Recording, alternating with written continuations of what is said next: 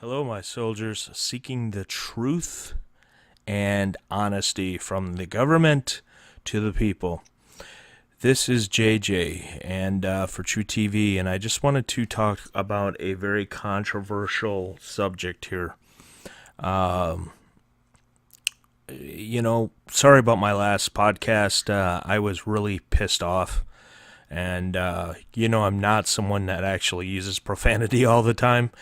But this, I don't even want to say his name, but that dude that went ahead and, an actor from Empire, that went ahead and just faked all of his shit. Dude, I'm telling you, that just pissed me the hell off. And it goes right in line with Don Lemon, who works for CNN. He just makes up shit all the time. So we're going to go away from there. I'm going to just keep my temper at bay here. And I want to talk about a different subject here. Finally put something to rest here. On September 13th, 1996, basically the University Medical Center in Las Vegas, Nevada, pronounced Tupac Shakur dead.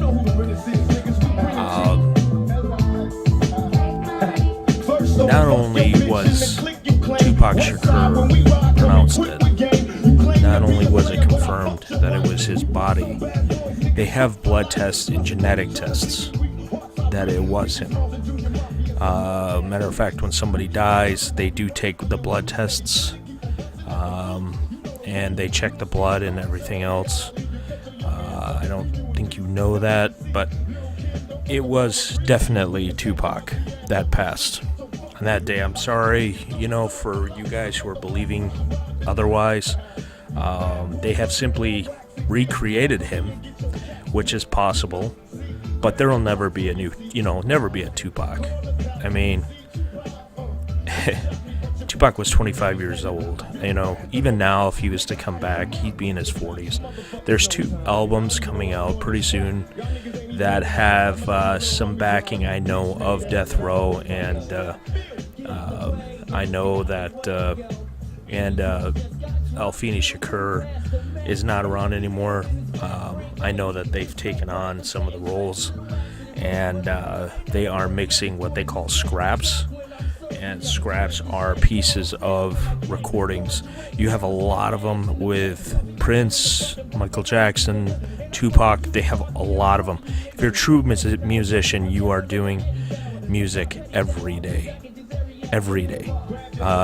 When we're actually in the studio here, we're doing stuff every day. It's not, we've done music. We've got, artists, other people in our media empire that do that. But the thing is Tupac passed, and what we need to do is we just need to remember him. I don't know if you've looked at his memorial online, but it's pretty much gone to hell since Incini has left. So if you are Tupac fans out there, try to find his memorial online and maybe go visit it and maybe start cleaning it up a little bit.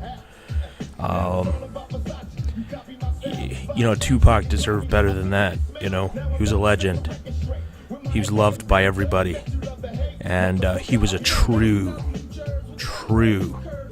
pioneer and legend. Not like this fake. I'm not going to go into it again, guys. If you've heard my last podcast, I would recommend you go listen to it, because I just went off. I was so upset and angry about the news that I had heard. But anyway, so Tupac Amaru Shakur has passed away well over 20 some odd years ago. He does not exist. There are people that exist that look like him, people that have done they've done their own they tried to look like him. Matter of fact, there's a guy who even changed his name, tried to look like him, but he couldn't, changed his name, and then got caught by the police, and then even had the same birth date and everything. You can look this up online at the sheriff's website for LA County. Just put in Tupac Amaru Shakur, and it will pull up actually that he was in jail here a couple months ago, or a couple years ago. So the reality was that's not the right Tupac. That's been debunked. That guy's real last name was Campbell. Once they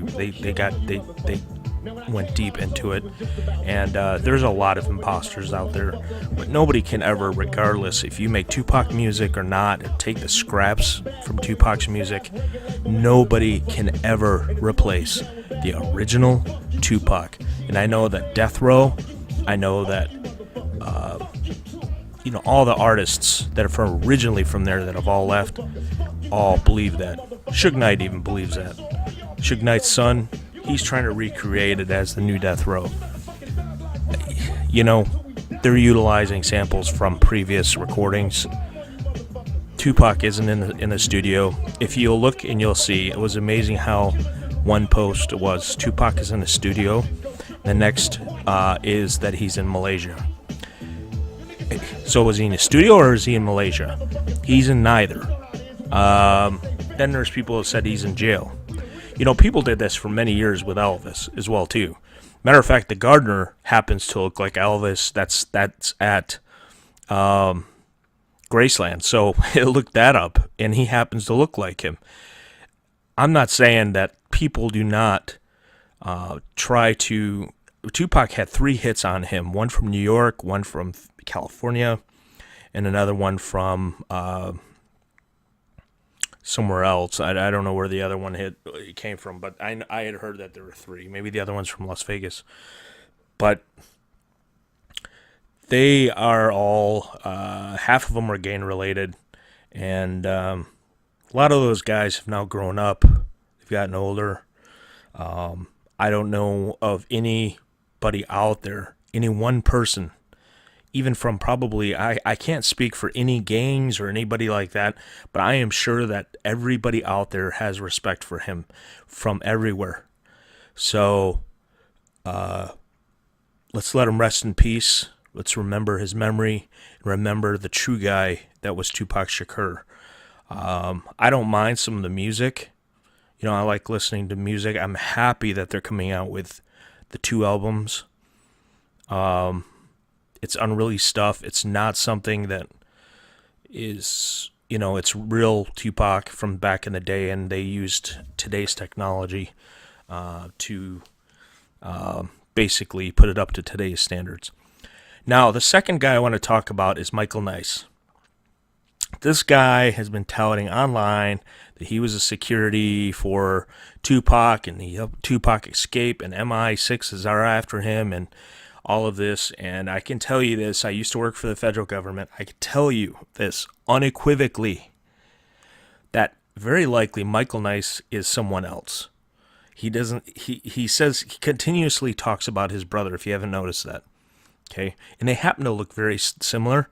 And then he, in his videos, if you look at the last few videos, they're after me. I don't know what I'm going to do. They're after me. They're going to da-da-da-da-da-da-da. I would very much doubt that Michael Nice is dead.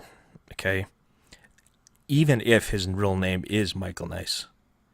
For the fact that a lot of people on the internet can be searched and people can find your home, he probably did not. That's why I go by JJ, so, my first name's Jason, you don't know my last name, so I do that so that way people don't look me up. But, anyway, long story short is, Michael Nice is probably still alive, or the guy that posed as that. He was pretty much a scam, got a lot of viewers out of it, hey, it's a good way to get viewers, is to try to scam, I guess. Seems like there's a lot of scammers. I see that in a lot of internet in general. A lot of people troll, they're scammers, they get people's attention. We're not doing that. We're True TV. We're telling you the truth, and you should know the truth. And that's what we stand for. Right now, we're not monetizing off of this. Matter of fact, we can monetize off of stuff off of TV and other things, and comedy and so on. But you guys should know the truth on this, okay? So, again, Tupac is not here, hasn't been here, and trust me, Jada Pinkett Smith would know. A lot of people who were really close to him, who loved him, would know. He would not leave one stone unturned, and she would be the very first person to defend him and say, "Let his soul rest in peace." So, God bless him, and other than that, God bless Notorious B.I.G. March 9th, 1997, and Eazy-E March 26th, 1995. I am a white male. I grew up in a black environment, and I have tons of black friends. I'm not a racist guy, but I do call it how it is. I call it exactly how it is, because my friends who are of the African American community, they like it when I call it how it is. So they don't like you to bullshit. They like you to be real.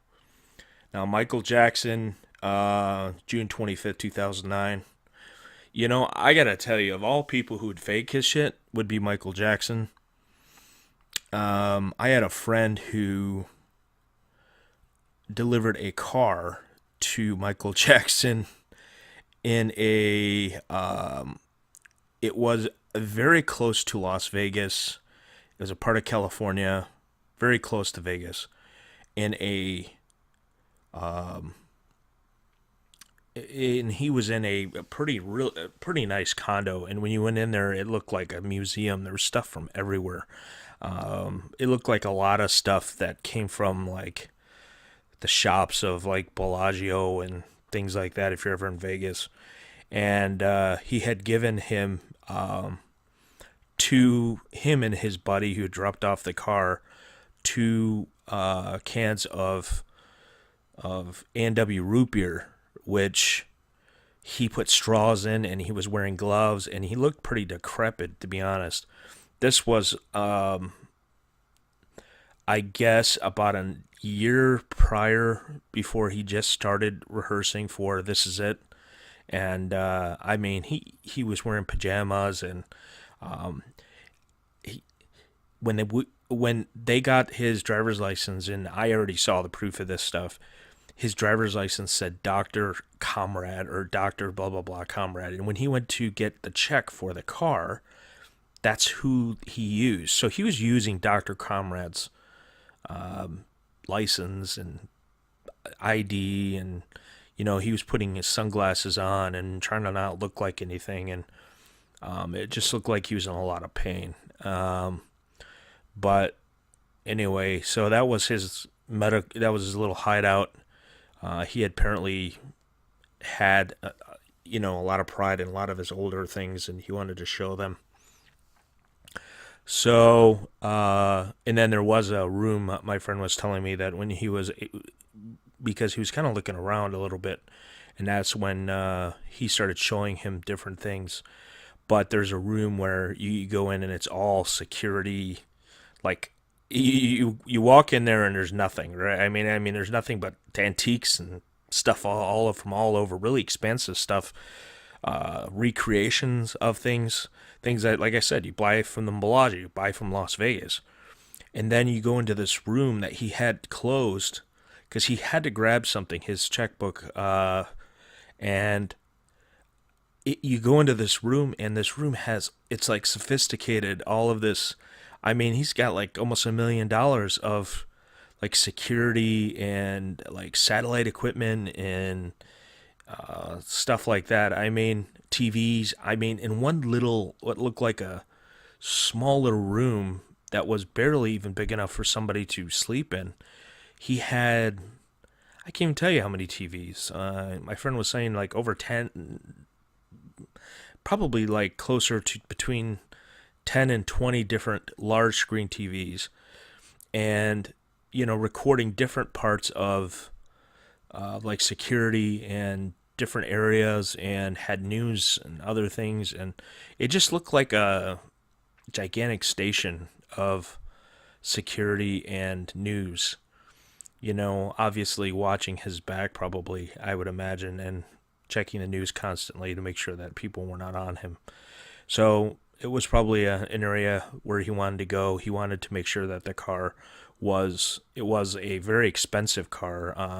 It goes anywhere from $70,000 to $100,000 in sedan, and sometimes you can get it cheaper. But anyway, he wanted it tinted, and he wanted like kids. He wanted to make sure it had the latest technology. My friend sent it to the Lamborghini dealership to get all of the latest everything on there, and he paid even an additional $10,000 for all of that, so that way it could identify children on the right or the left or in back of him. And this guy was older, like he didn't seem like he needed to have kids, so that young. So anyway, going back again one more time, Tupac, he passed away in 1996. Now here. Keep your hopes up, if he just happens to show up, but he may be just a recreation. There's one guy who's able to recreate his voice. They call him the Don or whatever, Kilodon, something like that. Machiavelli the Don.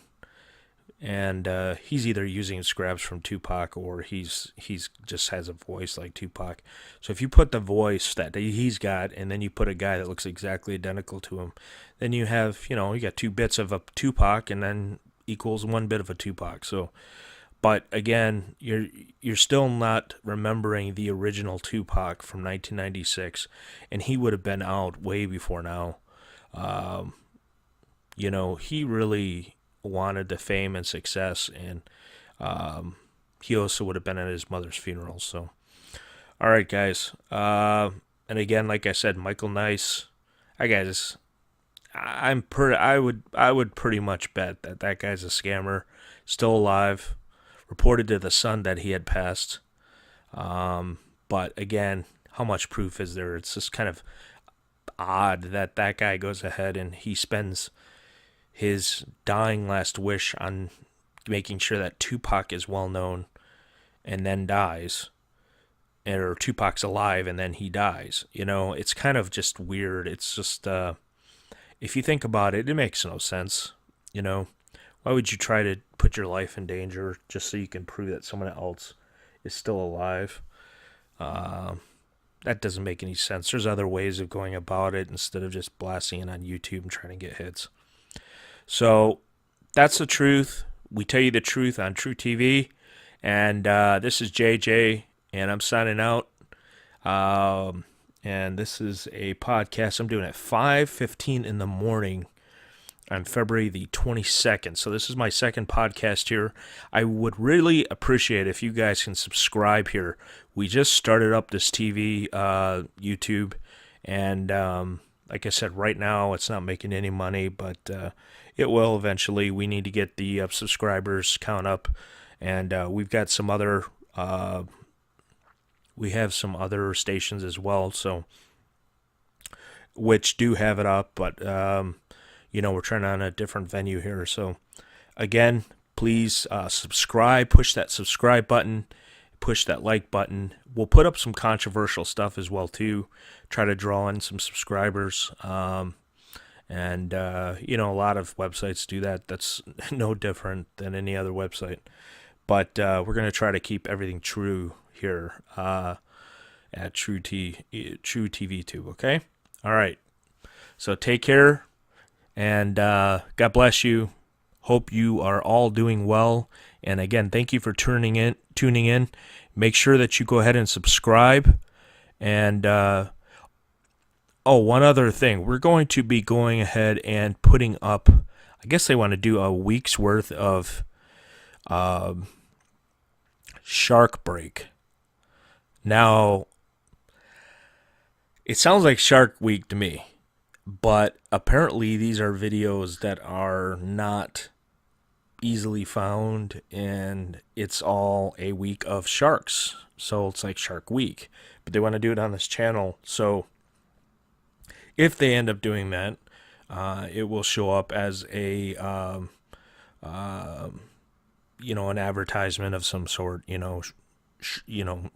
shark